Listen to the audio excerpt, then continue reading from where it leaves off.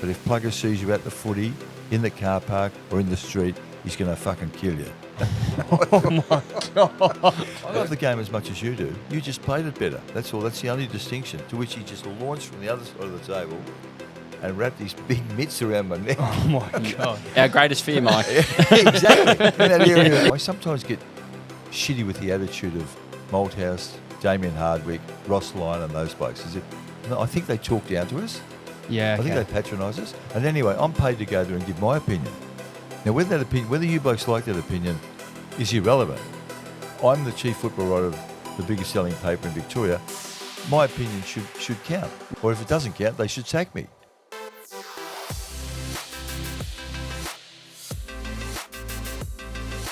A bucket list guest today. Absolutely, Dos. Go and introduce him. Oh, I can't wait for this. Our guest today is the most renowned journalist in AFL history. For many years, he was a chief football writer at the Herald Sun and now has a media centre at AFL House named in his honour. He even revolutionised interviewing through his must-watch show, Open Mic. Here to tell us about his amazing life and career, ladies and gentlemen, it's Mike Sheahan. Mike, welcome to the dos&d show. Thanks, boys. How come this is the first time you've ever invited me? You're on my bucket list. Stop it. Clip that up. And I've been waiting for 3 or 4 years for an invite. Never had one. Well, at one point, I think you thought Daniel said we were 40 years old. Yeah. At one point, 4 years old. But yeah, Mike, thanks for coming down. Pleasure, boys. Yeah. It's nice. You're local to this area, so it all worked quite well for I you. live in Albert Park, caught the number 1 tram down. And you're still playing golf. What do you mean I still play Oh, golf? you're still playing good golf, I should have said. Yeah. You wash your mouth out. I've still got 2 arms and 2 legs. Yeah, absolutely. Yeah, no, it's a long time since I've played good golf, but I like playing it. And I've got a grandson who's quite good at it, like genuinely quite good. So I like walking around with him and watching him hit the ball 100 metres past me. I'm just going to get straight into it. How does a scoop come about when it comes to actually journalism and finding a story and getting the story right? What are the keys to getting it, getting the scoop? As a matter of a rule of thumb, Yep. I mean, there's some come from anywhere, like the bloke on the tram might say something. But in my field of football, it would generally depend on the relationship you had with people at certain clubs. And I remember to prove the case, Royce Hart was at Footscray, coaching badly, and Peter Simonovich who worked at the Sun newspaper, and good journo and a good friend of mine, he rang them on I think a Tuesday night. They got a committee meeting, and he said to the CEO, he said, "Have you sacked Royce Hart?" To which the response was, "No." 8:15 next morning, that bloke rang me, said, "Royce Hart's gone." Right? Now, that was because of my relationship with him. So basically it comes from, I think, A, curiosity, and B, your relationship with people you're dealing with. Does that prove the point? Absolutely. I mean, we're going to really dive into the aspects of journalism because we've never really talked about it on this show. But before we do, how would you describe your relationship now with people that you've written about over the years? So now being a few years out of the game, what's your relationship now? Generally speaking, it's mellowed. It's a lot better than it was in some cases when I was writing daily. And it's a bit like when you die. I mean, you're so much better when you're retired. And people always sort of say these really nice things about me, which so I true. appreciate. But I think they forget the things that irritated them when you were doing it. Most of the blokes that I would have had skirmishes with over the journey, I'm good with now. Not sure. Brett Delidio's one that I'm never quite sure of. I'm not sure. I know he doesn't like me much. Yeah. But then I can understand why, because I was critical of him the way he played and his demeanour. But if we see each other socially, it's just Brett, Mike, that's it. Really? Yeah. Wow. That's really interesting. Now he might have a different point of view. He might sort of say, "Oh, Sheahan doesn't speak to me, so therefore I just say hello and move on." But I just get the feeling that it's because of what was written and said all those years ago. And with that one, was that one article written No, and it was no, a bad taste, or? No, I think there were probably a series. Okay. No, I was critical of him, and he was the shining light at Richmond at the time, an early draft pick and had all the skills. And I just, I don't want to reopen an old wound. yeah. But I think my view was that he'd never lived up to the potential that he had. And I guess he didn't like that. I mean, it's not open warfare with him or with anyone anymore, but there are some who are keener to see you than others. And I think that's understandable. And I like the fact that they have moved on. There's lots of blokes who I would be a bit sceptical about when I see them, and then it's all good. Have you ever feared to bump into somebody in particular? Yeah. Yeah. Who? Well, you should guess. Oh, well, Yeah, well, we we know got that. There's a big fat bloke who played for St Kilda and then went to Sydney. Oh, right, yeah. And he actually Was a threatened- neighbour of his for a while. Yeah. Is he? Well, no, I lived up on kind of northern New South Wales. Right. I won't name the town because obviously it'll be where. Is it Bowral, is it? Nah. Which it's. We're talking about Plugger, aren't we? Yes. Yeah. Yeah. It's on the coast. Yeah. It's kind of. It's like maybe 20 minutes from the Coolangatta Airport, or 25 minutes. From the Gold Coast Airport. Yeah. Yeah. Well, my issue with Plugger was that it was following the incident involving Peter Caven. Remember the Fitzroy bloke, and he elbowed him in the face and caused huge damage to Caven.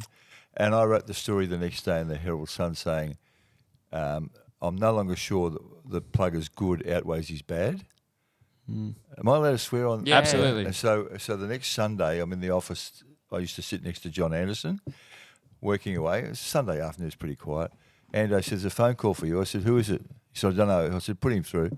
So I picked the phone up, and a bloke called Robert Hessian, lawyer, Plugger's manager at the time, says, Mike, it's Robert Hessian here.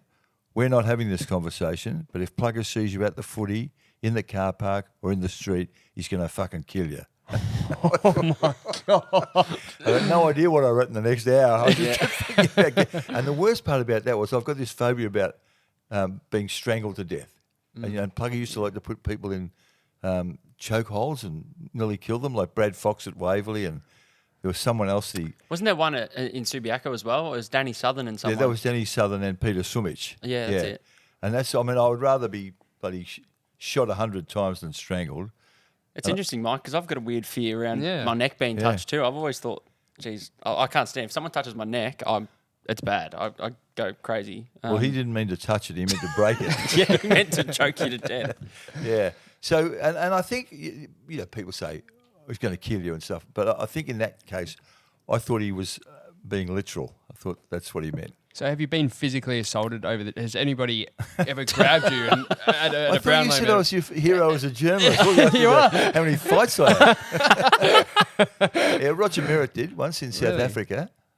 I was Yeah. over there on it. Was loosely speaking a junket, but I was covering a whatever the pre-season comp was called at the time, and Brisbane were playing Fremantle, and Merritt was with Brisbane, and we were at dinner one night, and he came from another dinner, clearly juiced up, came and joined us at the table, started talking about the hitman. There was all these stories are before your time, you blokes.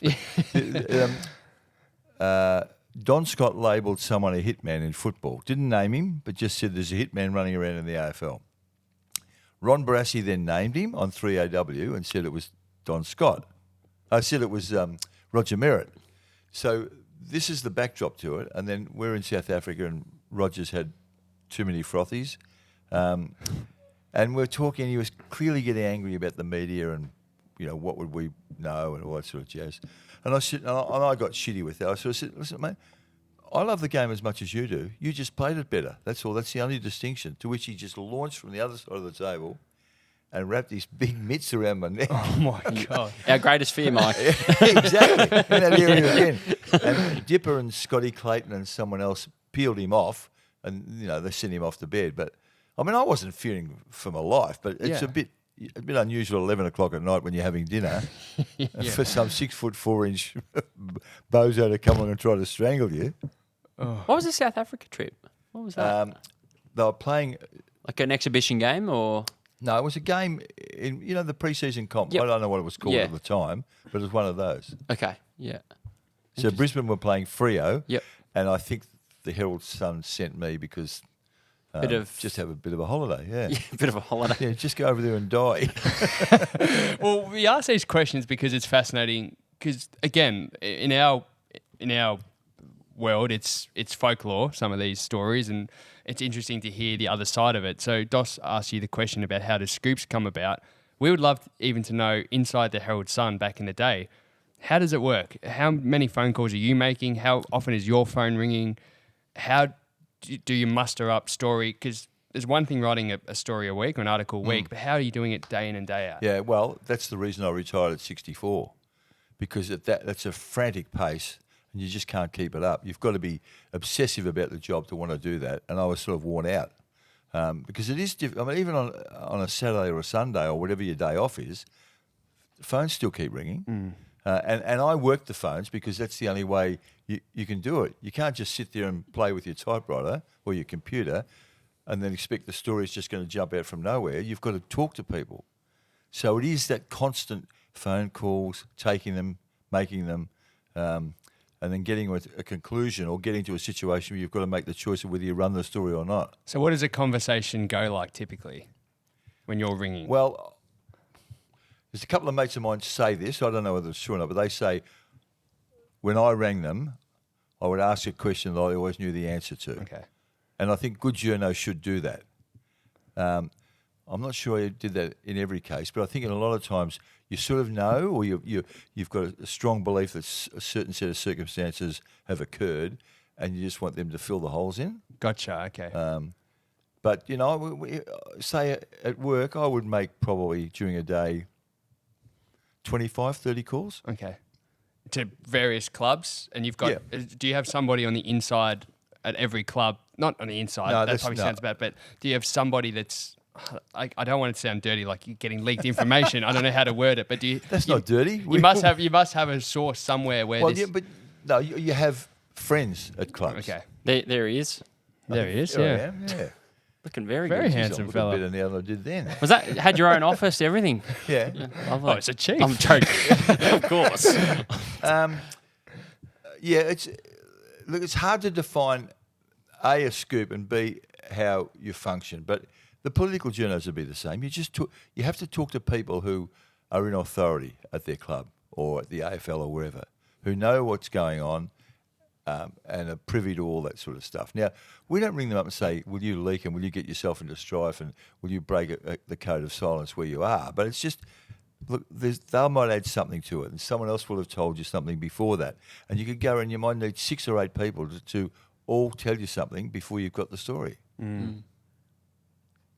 See, I know. I'm Am I explaining it? Absolutely. Absolutely. Yeah. Again, like we don't know where these stories pop up from because these days, like it's a joke, but we talk about WhatsApp footy chats. So like we're telling you off air, we've got our local footy club. As soon as something happens in the AFL, there's images of text messaging. Now, how true or false these texts are, we don't know. So to use a more recent example would be the Brisbane Lions what happened in America. So we get these WhatsApp group messages that supposedly say this person's done this and this guy's done that and this girlfriend's not happy, blah, blah, blah. How true they are, we don't know. But then when they start making their way to a newspaper, it becomes, well, there's some validity to this. Like there must be something, you know. And then they feed off themselves anyway. When Sam McClure broke that story on 3AW, I think was the Brisbane one, and then someone picks it up and runs with it, and then it just becomes bigger than the actual event.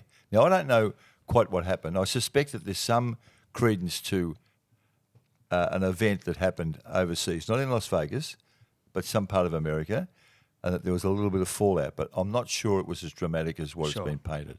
Yeah. But then Sam would say it was. I heard him the other day asked about it. Would he write it again? He instantly said yes. Yeah.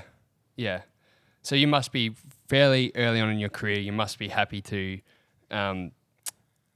risk relationships, so to speak. Like you don't care maybe about what people's opinion of you would be.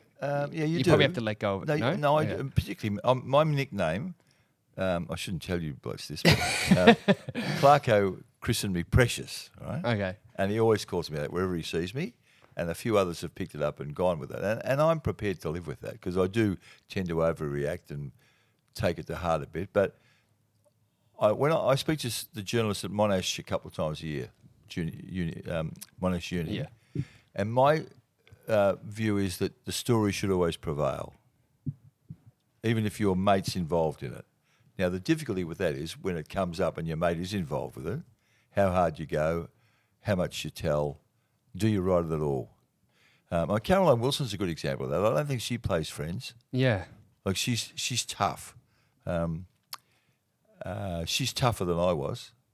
I think, more mindful about the impact on the person, and I learnt that early on in my career. It was in the 70s. Do you remember a bloke called Bob Rose? Have you heard of him? Yes. Yeah. Yeah, Collingwood legend. Yeah. And I got on really well with Bobby Rose. Really liked him, and he was coaching Footscray, and I knew he was going to get the sack.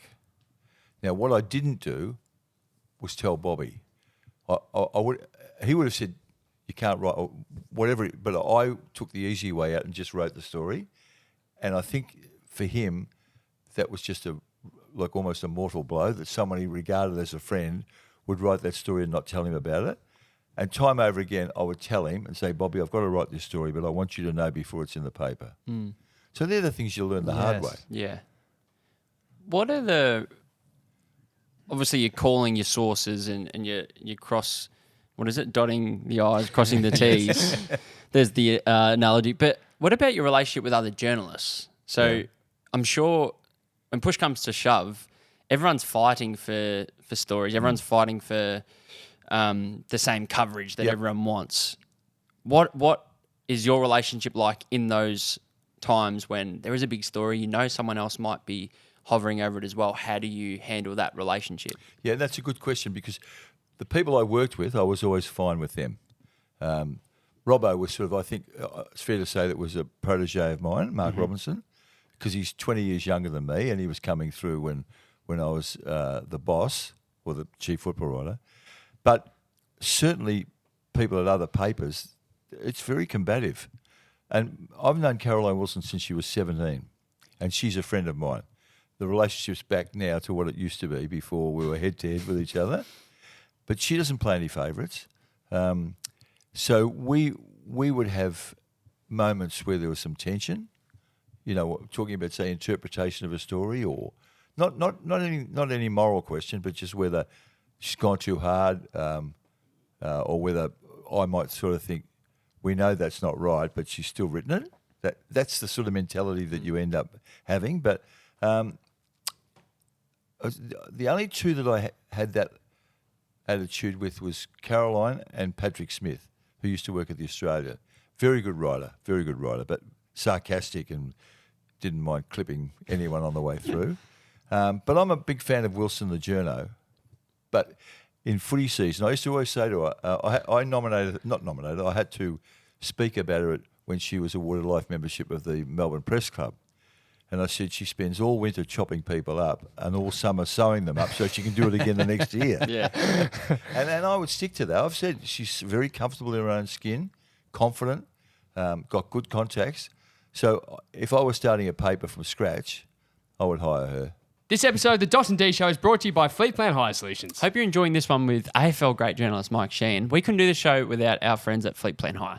Chat to Chris and the team. They've got the absolute #1 in customer care. Head to fbh.com.au today to find out more. Back to the episode. With that analogy, did you feel like that's part of every sports journo's role? Like, you might be upsetting some people during the year either way. Is that going to happen? And then you're sewing up. Well, I hope so. Yeah.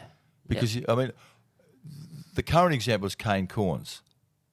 Now, Kane Corns offends everyone. I was a bit more selective than that. But if you're on an AFL list, Kane's happy to whack you. Yeah. But I encouraged him initially when he started. I used to send him just text messages, say, love that story, very brave Kane, blah, blah. And he sent me a note a week ago saying, I never hear from you, no love from you anymore. I said, you don't need me anymore. You're off and running. You're a big boy. You're handling it okay. And he does. And I think I'm a big Kane Corns fan. So am I. Yeah, I enjoy it. He doesn't play favourites. It doesn't matter how big you are in terms of what your standing in the game is. If he doesn't like the way you play or what you've done, or he'll tell people. So he's good, particularly on that thing about long-term contracts. I I mean, the only issue I'd have, if you said to me, appraise my career to date, I'd say, apart from your love affair with Jason Horne-Francis, I reckon you've been very balanced in terms of not necessarily being fair, but he doesn't. This is it. These circumstances occur. This is my view about it. But he's got this. He hates Luke Beveridge and he loves Jason Horne-Francis. Yeah. Well, I'm a doggies man, and everything he said this week, I agree with Kane. Honestly. Yeah. Do you? Yeah, I do. Yeah. Yeah, well, maybe he'll be proved correct. Yeah. No, I love Bevo, but I don't want to get into a nuffy chat here. Don't worry. But I think Kane's very good. I really like Kane. There are some things I. Don't you love it? Don't you love when people say, "I love someone, but." Then the truth comes. No, well, I'm loving him at the moment with the doggy stuff. Like everything he's actually said this week, in particular about, the confusion around the messaging. Yeah. I don't know if you heard him say that. I did see in his that. presser, and he actually was spot on. Yeah. If you listen to the presser, there wasn't a clear message to me as a supporter. Yeah. It was confusing. Whether it's short term or Yeah, long term. exactly. Yeah. That's what I agreed with on Kane. I was like, he's spot on. No, Yeah. I agree with that. But he and I have often, when we were texting regularly, I would take issue with him about how good your list is or the doggies list is. I mean, I used to, just to prove the point, but I would get back to him and say, you're a one-man team. I mean, if Bontempelli doesn't carry you across the line, you don't win. Now, I was probably harsh on Libba because Libba's a very good player, and there's a few other, but... Is this sorry? So when you're talking about text, so say with any coach, is this since you've retired? Yeah. Yeah. So you just flick coach. I'm thinking, are you flicking these coaches' texts during the year when you're writing? No. See, I haven't written for the Herald Sun since 2011. Yeah. Okay. Jeez. You blokes born then? Only just. But before we leave the cause, he is my ideal of an ex-player going into the media. Yes. Yeah. Now, I know none of the players today like him, and Luke Darcy had a crack at him the other day about how acerbic he is, but I'd be happy to have him on my payroll. Well, in fairness and this is what we talk about every year, is that 3 or 4 legends or greats are going to retire at the end of this season, and then they're probably going to go and forge their way into the media, but there has to be spots. Someone's going to have to be dropped for all these blokes to come in. So for someone like Kane, he's creating longevity, in my views. He is. Because he has the balls to say it how it is, or at least stand by his opinion. No doubt. And I yeah. think his opinions are backed up by, they're not facts, but they're very reasoned opinions. Yeah. As I said, I think he's got a love affair with Horne-Francis. And not too many others where I mightn't necessarily agree with him, but generally it's a well-argued case that makes you raise your eyebrows and sort of say, yeah, he's got something there. So who are your love affairs? Well, Chris Scott told me last year that I'm in love with Shea Bolton. Okay. It hadn't actually crystallised in my mind, but I love watching blokes who can play the game at a special level. Yes. And Yeah. Bolton can. Yeah. Franklin could. Those sort of blokes. And Gazza Senior. Funnily enough, though, the Gazza Senior one, he's probably played the game at a level that I've never seen before or since. So, but when I had to pick the best 50 players I'd seen for the AFL in the centenary year, 1996, and I had 3 or 4 in front of Gary on the basis that how reliable they are. They're just always good. Yes. And that's why I love Bontempelli. Yeah. I mean, apart from the weekend, you always get Bont at sort of 8 out of 10, I reckon. Yeah. Sometimes 10 out of 10. You mentioned something earlier, and I just want to go back to it just before we move on, because you were talking about going head to head with other, the Australian or the Age or other papers, and you mentioned if something wasn't quite correct. So if another reporter reports something that you find is incorrect for whatever reason, either you've got more information than them, how do you deal with that? Do you call them out on your platform, or do you call them out privately? How do you deal, or do you just leave it? I think I'll leave it and simmer. I think that's what I should do. I would not call them and debate it with them. Yep. Because I don't think that was my place. Yeah, it used to get up my nose more than it should have, actually, because I think it's such a public arena, the media. I mean, every day your work and your contacts and your expertise is on the line every day. Blokes are running BHP and the banks of Australia, and they don't get the scrutiny that we used to get. Yeah. But the upside of that is people care about the game. So therefore, they're liking, generally speaking, what we write because they're interested in the topic. So it's, but it's demanding, but it's fulfilling too. Yes. Yeah. How did you come up with your? What was your? What made you become the chief, the boss at the Herald Sun? There. How would you describe your writing style and your way of your work ethic? How would you describe what made you become what you became? I became the chief football writer because they offered me the job. Take that out of there, smart Alec. If I had to do a self-appraisal, Yeah. and they are difficult because you've I got know, to yeah. talk about yourself. I worked hard. I mean, I'm no good at anything else on the planet. I can barely turn a tap on. But I love footy and I loved all sports. And I worked hard and I've got an opinion and I think I wrote okay. And I like people to know what I was thinking. So if you put all them together, I think you got me. Do you reckon a key part of that too is, I love the work ethic part, but you got to be able to be good with people. Like, Yeah, you do. I agree with that. You Yep. know, do you think that was something that you had to create yourself, that skill set? No. It was put yourself in that position, or was it No, natural? I think that was congenital. I think I Okay. was born with the capacity and the eagerness to want to get on with people. Yeah. I could never understand people who were in my job who didn't want to see other people. You know, how can you learn if you don't talk to people, have an interaction with people about what they think or what they know about a certain topic? So I've always been good at that. And I think I'm a reasonable judge about what makes news. You know, I can hear something and I'll watch, say if the three of us are there, I'm not talking specifically this three, but just three people are there and someone will say something and I'll just glance at the other two and it's just gone straight through to the keeper. And for me, say, I'm going to follow that up. Yeah. Okay. So I think I was able to be, had a perception about what was news. And I should have too, because I did it for 50 years. Yeah. Yeah. Well, I mean, and for us too. I mean, on a much smaller On that, scale. there's a nice. That's a classic photo, isn't it? Yeah, that's a classic. What Get year? one I like. What year do you think that would be, Mike? Well, my hair was darker. I've no idea. No idea. You blokes would be more likely to know the fashion than me.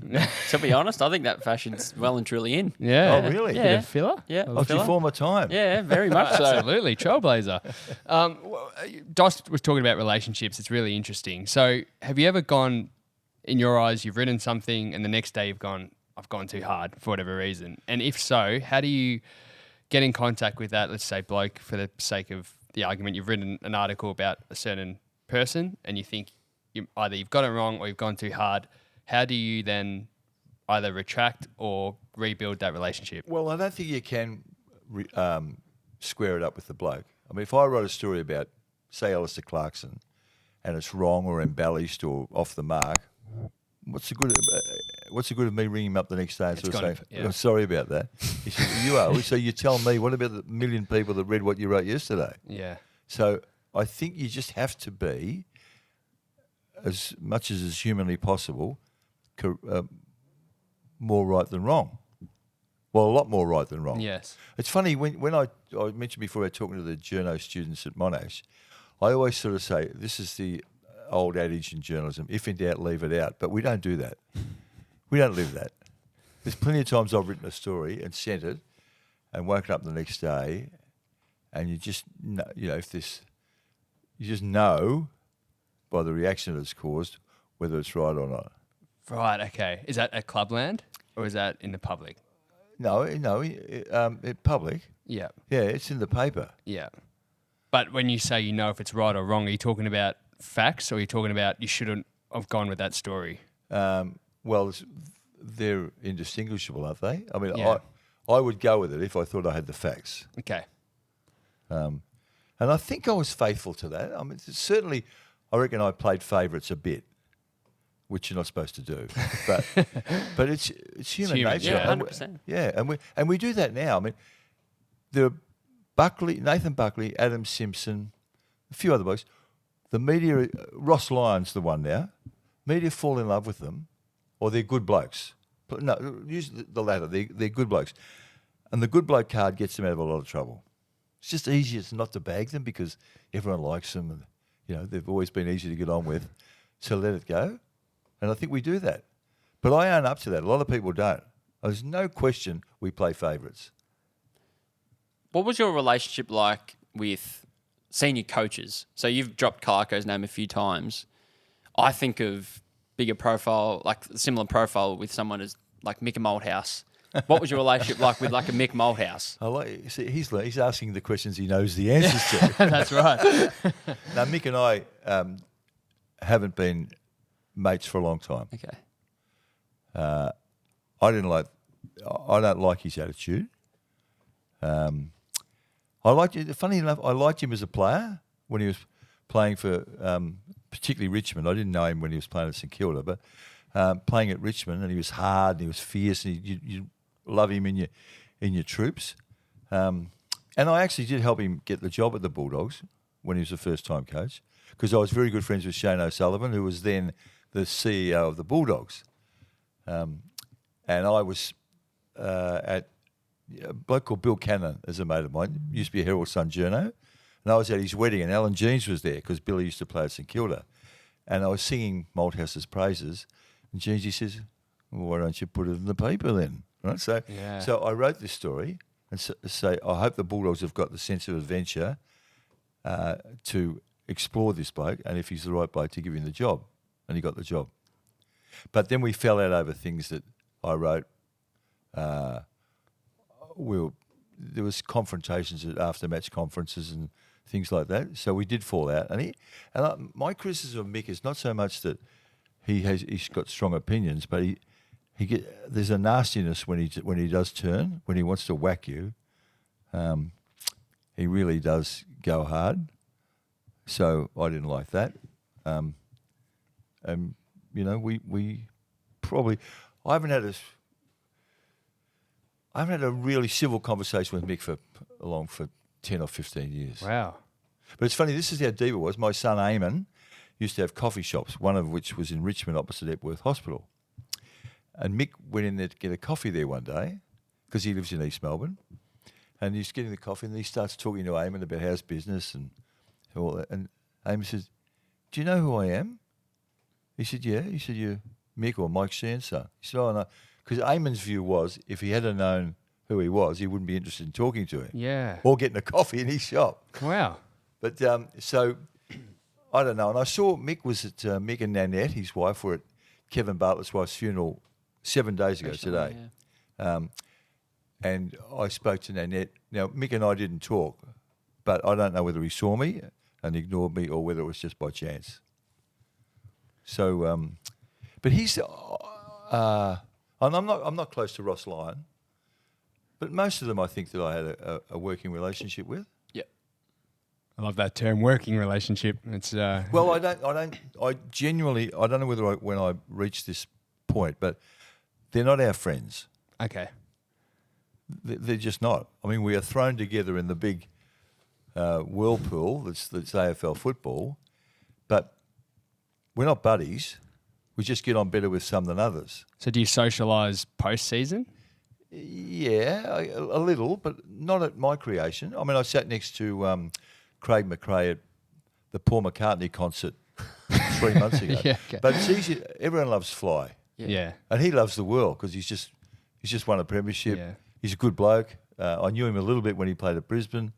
That's the easy part. But I don't know. I sometimes get shitty with the attitude of Malthouse, Damien Hardwick, Ross Lyon and those blokes. I think they talk down to us. Yeah, I think they patronise us. I was the first footy journo to abandon the post-match press conferences. Said, why should we walk in there and be subjected to their emotions, whether they're up or down or how angry they might be? And anyway, I'm paid to go there and give my opinion. Now, whether you blokes like that opinion is irrelevant. I'm the chief football writer of the biggest selling paper in Victoria, my opinion should count. Or if it doesn't count, they should sack me. Yeah. So that was my view about that. I know it's a couple of years ago now, but that what you've just said there, about the post-match presser, what were your first opinions on that Luke Beveridge, Tom Morris altercation after Melbourne Doggies round 1 a couple of years ago? Do you remember that? Refresh me. Basically, Beveridge accused Tom Morris pretty fiercely. Yeah. And ran with it, and then basically Inside knowledge. inside knowledge, and then asked him to leave the presser. Yeah. He asked Tom Morris to leave. Do you remember that? It's coming back. I don't think they're entitled. No, I don't think that they're entitled to ask people to leave the press conference. Yeah. I mean, it's not their living room. That's where we all work. Yeah. And the coach comes into the media room to meet the press. Now, whether he likes Tom Morris or not, I mean, Bevo doesn't like a lot of journos. Like Damien Barrett goes after him. They don't talk to each other. No, I don't think you're entitled to do that. No, I would be angry with that. Yeah. Because Tom Morris is there in his appointed role as the chief football writer or the chief correspondent for Channel 9, isn't he? Yep. Now it is. Yeah. Now, if Bevo's got a problem with him, he should talk to him before the press conference or after. But you can't say get out of here because it's neutral territory.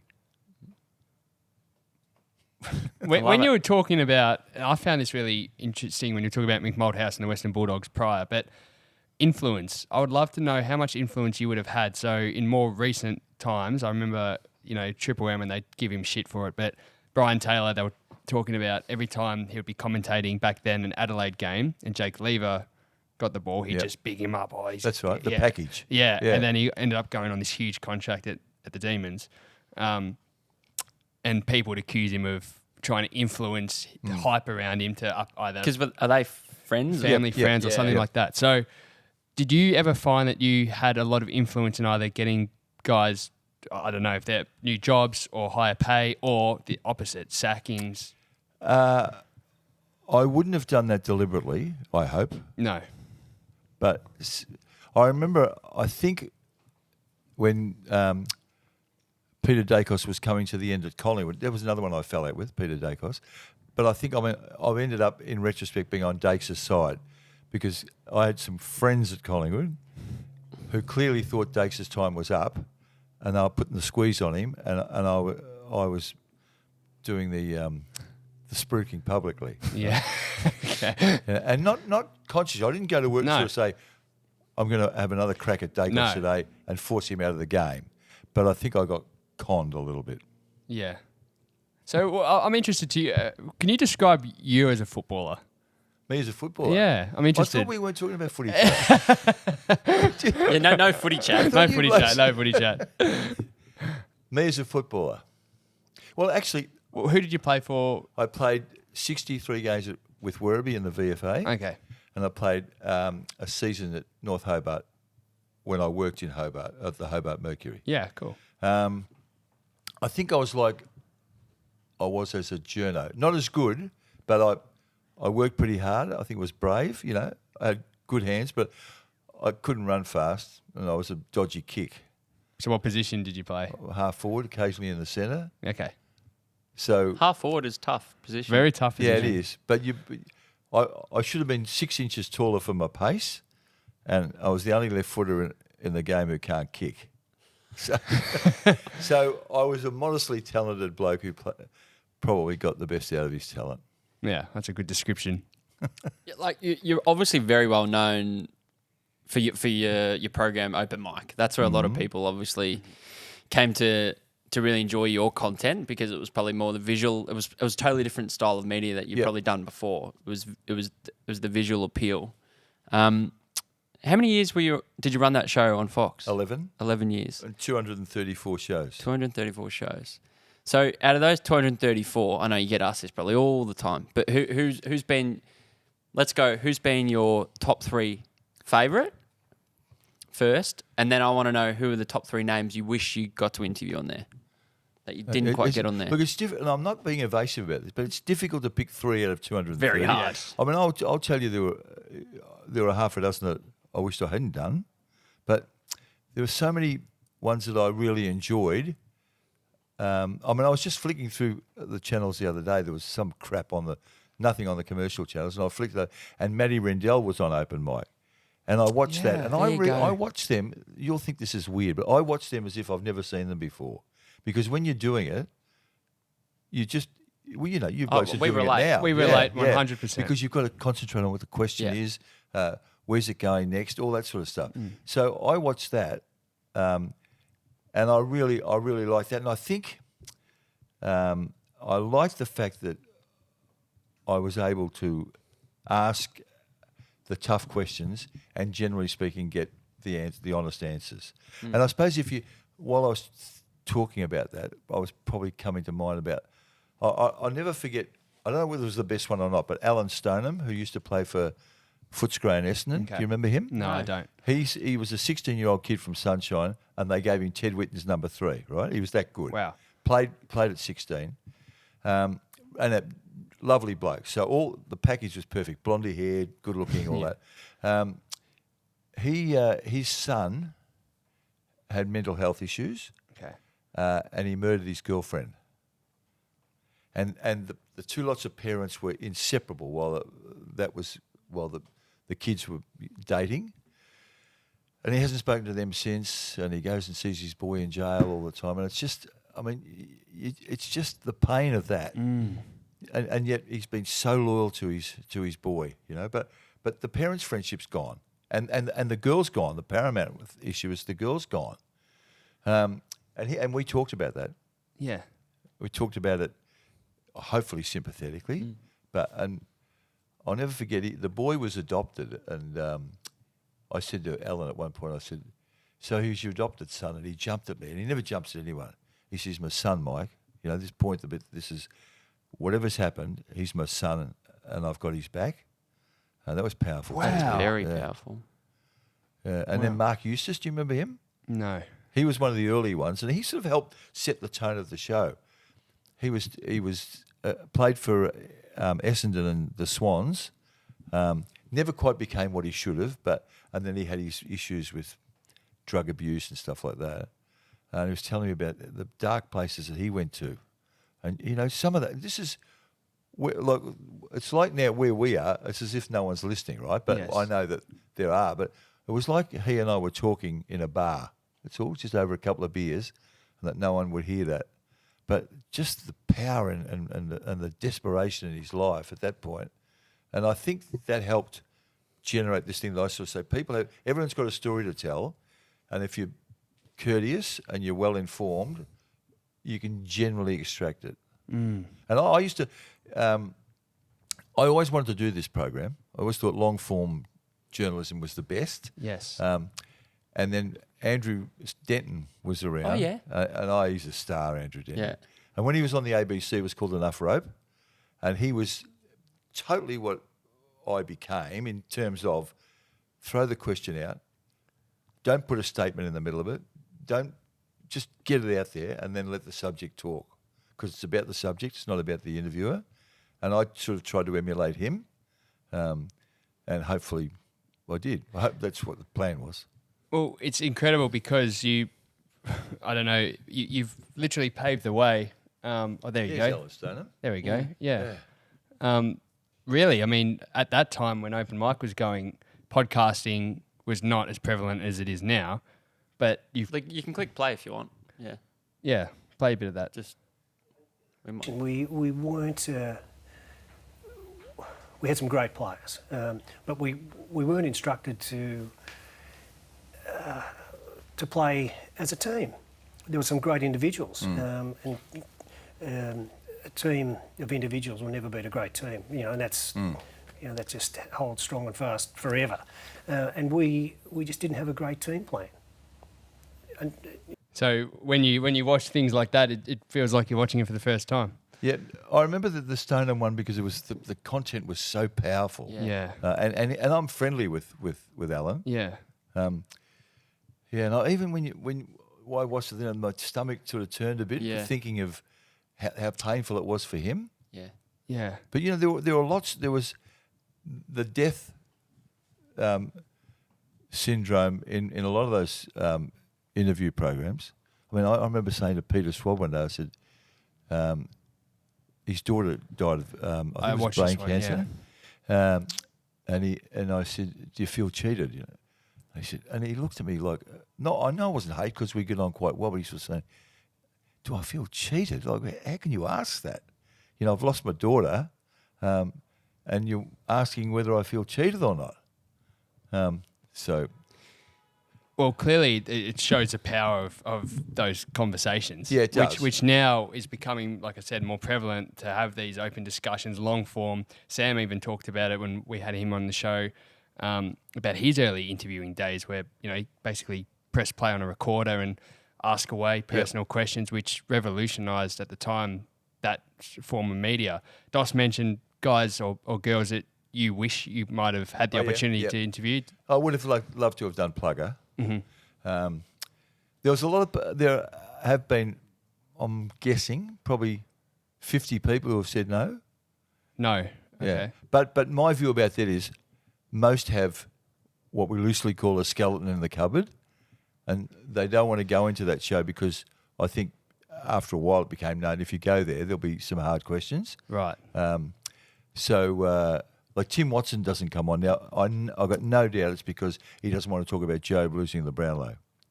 You reckon that's why? And I've got no doubt in my mind. So he said the safest place for me is not to go on. So he doesn't come on. I mentioned about Lockett, Gary Ablett. Did you have Hurdy on? Yeah. Yep. Yeah, I had Hurdy on. Yep. But I had Hurdy before the drug stuff, Okay. I think. Yeah.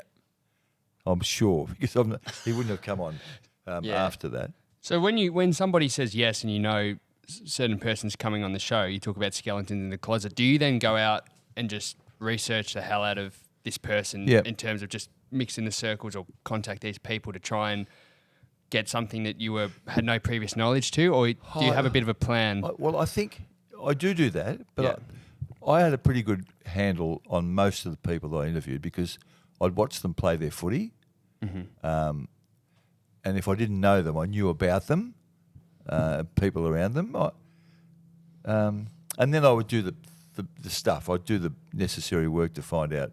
I mean, I actually enjoy doing that. Yeah. I'm doing a job for Hawthorn on Wednesday with their Hall of Fame, and I had to do Sam Mitchell. I don't know if This will come out in about 3 weeks. Okay. I had to do Sam Mitchell, Luke Hodge, Alan Martello, and to talk about Alan Jeans through Dermot, Jason Dunstall and Johnny Platten. So I've been doing that for the best part of a week. But say an hour here and an hour there, and then I'll talk to someone else. I talked to Rocket Eat about them at coffee last Friday just by chance because he was there.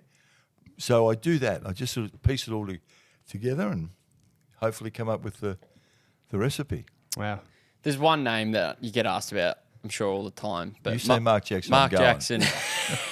I have to bring him up. We'll play that clip. Play the clip first, and then I just want to hear your reaction and your thoughts. You're one of those blokes that I've never forgotten. Why? Do you want to share with me why? Well, you're a pollutant. You know, you're a toilet. Yeah, you're a pollutant. You're a toilet-trained AFL jerk media journalist. That's all you are. You're a pubic hair. Okay. Did you have a hit list in your locker? Yeah, I did. You were on it. Yeah. You had a dozen people on it, didn't you? Oh, I had quite a few on it. Yeah. What was written next to my name? You tell me. You said, "I hope he dies of cancer." Oh well, I hope you did. I honestly, at that day, I really have got no respect for you. I couldn't give a shit. I hope you got cancer of the finger, so you couldn't write another poison interview like you did, which had an effect on all their families. You're laughing, Mike. Is that because that's all you can really do now? Like when you look back at, and I know you get asked about it all the time, but that when I remember watching that, and it was explosive. I couldn't believe it. You know. Well, I couldn't believe it, and I was doing it. Yeah. So you had no idea that was coming? There was no. I knew that we didn't have a lot of time for each other, but I didn't think that he would go on with the nonsense he did. So how does that conversation go when you invite him onto the show? I didn't invite him. Actually, Fox imposed him on the show. Oh, really? It was a themed round. I think the theme was the 80s, I think. Okay. And they said that they wanted me to do Jackson. I said, I don't think he fits the tenor of the program. They said, look, we really wanted to do him because he was a big name in the 80s, blah, blah, blah. And they paid him, which I never did. You never paid any guests. We paid. I, out of my own pocket, paid Don Scott $2,000 because Eddie Maguire was trying to get him and I wanted to get him. And I think we gave Tony Modra something. But fundamentally, of 234 that we did, 225 were unpaid. It's amazing. Yeah, well, I think it is. I guess it is. Yeah, but unless you're going to surprise me, I won't be getting paid for today, will I? we don't have the envelopes. Sorry, boys, you've got $5,000. Sorry. No, look. I think I would have had in the next 2 or 3 days after that show would have had 150 to 180 text messages. Wow. Carey was one. Wayne Carey, Michael Voss, people of that ilk. No one that messaged me was on his side. But I was shocked. I mean, it was a tough ordeal. Well, even doing look that. at the proximity. Yeah. Like you're physically so close I was to going to him. whack him there. Well, so That was a joke, boys. Oh no, that's why I got do you recall even that? Do you recall that day, even walking in, and the first time you lock eyes, was he just seething, ready to go, or was No, he wasn't. Okay. He was cool, but he wasn't seething. There was no hint that he he was just going to as erupt. soon as the light went on, it was just go time? And when we were on the floor, just set up like 5 minutes before the show, we were going with a water bottle because just keep yourself hydrated and all that. And the makeup girl said she wanted the water bottle, and he said, "No, I'm hanging on to it." And she said, "You can't because the floor's clean." He said, "No, I want to keep it." And my thought was, he's going to tip it over my head, which I would have rather have been whacked than have a bottle of water tipped over my head. Yes. But finally, she prevailed, and gave him the water bottle. But then he, the stuff about getting cancer and so on. He doesn't have to like me, but I think he's not going to get a lot of sympathy from people if he's talking like that. I don't think. No. All that was horrible. But also what was really bizarre too, watching back the footage, was his opinion on Ron Barassi, Yeah. which was very bizarre Yeah. to hear as a coach. Yeah. And see, he didn't read the room. I don't mean that room that where we were, but he didn't understand. And he also talked about trying to whack Robert Flower or whacking Robert Flower. No one did. No one in the whole world wanted to whack Robert Flower. Like he was just everyone's hero. And they all turned on him at Melbourne. Yeah. I think it was in a practice game, intra-club practice game. You just don't go after Robert Flower. No, champion. Yeah. Yeah. Do you have, just sort of along the same line of questioning, did you ever have somebody approach you to do the show? You don't have to name names, but you actually said no, like reject them? That they were trying to get on a platform for whatever reason that may be to promote? Yeah, I think so. Yeah. Yeah. It was, no one said, "Can I come on?" To which I said no. That wasn't as blunt as that. But I think there were certainly some hints from people that they would be happy to come on. Yes. Yeah. But Yeah. but fundamentally, I wasn't big on doing officials. I was much more interested in blokes who'd played or coached, because I think my view about that is that's where Caroline and I differ. I mean, she focuses on the boardrooms. She loves politics in footy, and I focus on inside the fence. Yes. And I'm not saying one's better than the other, but my view is we all collectively are far more interested in the blokes putting on the show than the blokes in the suits. Yes. Yeah. Do you reckon if podcasting was around back then, I reckon you probably would have had the #1 sports podcast in Australia, mate. Honestly. Do you? Yeah. Yeah, 100%. Like that to me was question. really ahead of its time. That show. Yeah. Yeah, I agree with that. I Yeah. think that part's right. Because that's essentially what that is. Yeah. It's almost like a visual podcast. You're asking them about their life, their journey, bringing things up that probably the public don't necessarily know about. Yep.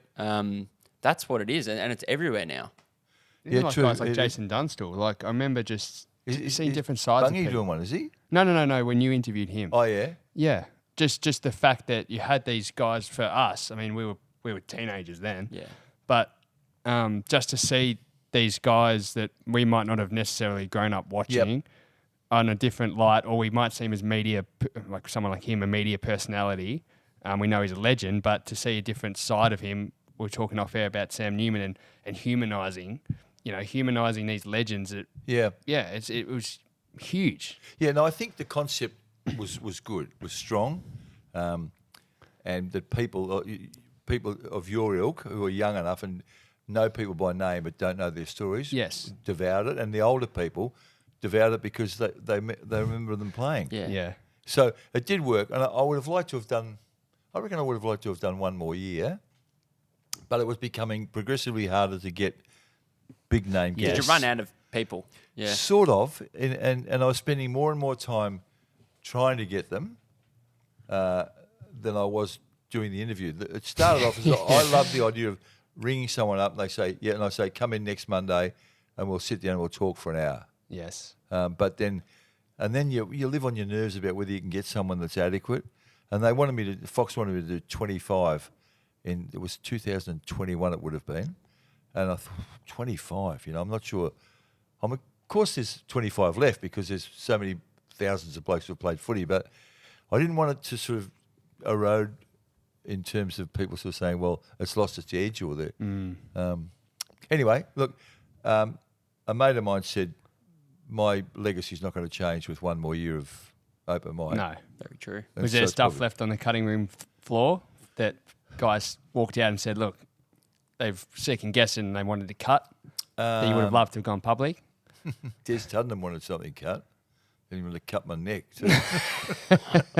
There we are, back to neck. Sensing a bit back of a, to the neck sensing a bit phobia, of a mate. theme, yeah. Yeah. Yeah, I know. With the Tuddenham one, I asked him about some trouble he got into many years ago. My time over again, I don't think I would have, but I had this thing. This thirst for the truth and desire to tell people things that they weren't familiar with, and I think I probably might have overcooked that. But I remember I said to him, I asked him in Clarendon Street. Actually, I said I ran into him by chance. I said, "Will you come on open mic?" He said, "Yeah, sure." I said, I'll ask you some hard questions, knowing his history. He said, "Ask me whatever you like." I thought, It's licensed. I better lock that one up. yeah. Can you just write that down, please, and sign it? Yeah. Do you want to move on to Yeah, I golf reckon box? it's time for golf box. Yeah. Oh, Have you got the? Do you want me to read it? Yeah, I don't have it written down though. So Oh, you do it. You're better at the ad lib than me. Well, do you want to explain the rules to Mike and the audience, and then we'll do the ad Mike, read after? you love your golf, don't you? You enjoy playing golf. yeah. Well, I enjoy playing golf when I can hit the ball properly. Oh, you're a good golfer. From what from I'm all hearing, reports. what golf club you play at, or what you remember at. But Golf Box, they've partnered with us. They've got their own segment called "What's in the Golf Box." Essentially, in that box, we've got probably 10 or so questions or little. What would you call them? Challenges, games. You draw one of them out and complete that. Golf Box have a really, really nice gift What to a give to game. you. I'll stand on my head and stuff No, I like don't Not think- quite that. We're not making you break dance, Mike. Don't worry. But what we will say is What's in the Golf Box is brought to you by Golf Box Australia, Australia's greatest golf superstore. If you need it, they have it, and it gets you fast and free. Shop online now, golfbox.com.au. That'll require a bit of editing, as I realised we don't have our notes. So we had to do that ad lib. So, Mike, if you want to put your hand in there, that. Yeah. what's he going? Do I read it or do you? Yeah, you read read it. it out. Go for it. Right. It says, what's one moment you knew you stuffed up? Okay. Oh, that's a good one. Oof. Do you want them in alphabetical order?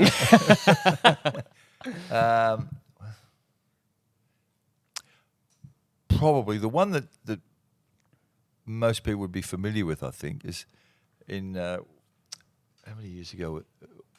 Hawthorn were playing in a grand final, and the Monday before the grand final, I said to Jared Healy on the couch that I thought Clarko would be coach of West Coast the next year. Might have even been a bit stronger than that. And he wasn't, was he? And I knew when I was saying it, I thought I've got one very good source told me that was going to happen, but it was a bit flimsy, and I thought I'm not even sure. It was like someone was speaking for me, and it wasn't me, but it was. How early into their dynasty was this? Do you think? I reckon it was. No, I think they'd won a premiership. They may have won a couple, and then Hawthorn win the grand final, and we always had the premiership coach on the following Monday. Oh, he's cringing talking about it. Geez, he ripped into me that night. Did he? Yeah. But that's okay. I should have rung him. That was the one where you go with the story and you hope it's right rather than you know it's right. So that was one I could have done without. Oh, that's a brilliant one. That is a good one. Well, do you want to go through the prize pack for Mike for joining us today? Sorry, I should have got that for you. Golfbox are gifting you with a $250 voucher, Mike. So head to that's golfbox.com.au. They've got everything on there. Yep. Anything you can imagine, anything you need, anything golf related you might need next time you go out. Yeah. Besides the list, you might, I don't know, add it to a new club or. Yeah, no, I'm happy with that. As I said, my 13-year-old grandson. You're not gifting it to him, are Yeah, you? God, he takes everything. Anything that's got any value in my life, he steals. Not steals. I mean, it's a pretty He good says, gift to "Can I steal. have it?" So I think I might give it to him. Oh, that's No, lovely. well, that's good. really Well, nice. we've got some other goodies for Mike as well. Firstly, you're going to go home with a lovely box of Dodge. Now, Dodge has come on board as the refreshment partner of the dos&d show, and we do have to read this for them. So if you're looking for a way to dodge rough mornings, just make Dodge your last drink of the night. Scientifically formulated in partnership with Monash University, a can of Dodge contains 100% natural ingredients that helps your body metabolize alcohol, allowing you to have a big night but still take on the next day. You can pick up a can of Dodge at your local bottle shop. So I know you read that, but I'm happy to say this spontaneously. go for it. I'll be having that tonight. Yeah? Yeah. Yeah, nice to get over the shock of After this. a couple of reds, that's probably the perfect thing to finish. The only thing would put me off if it means I have to get up for about my 11th piss during the night. A lot of liquid. Yeah. And FPH? And then our major naming right partner, Fleet Plan Hire, they love their golf too. They're throwing in golf towel, golf glove, some golf socks, tees, balls. Yep. They're an earth moving equipment company, but they love golf, so they've got all their own golf stuff created. So you'll be going home with a few accessories as well. Perfect. Awesome. All right. Thanks, boys. We really appreciate it, Mike. Like we said off the top, it means a lot to us, and we've loved it. And we can't thank you enough. So thank you so much. A pleasure.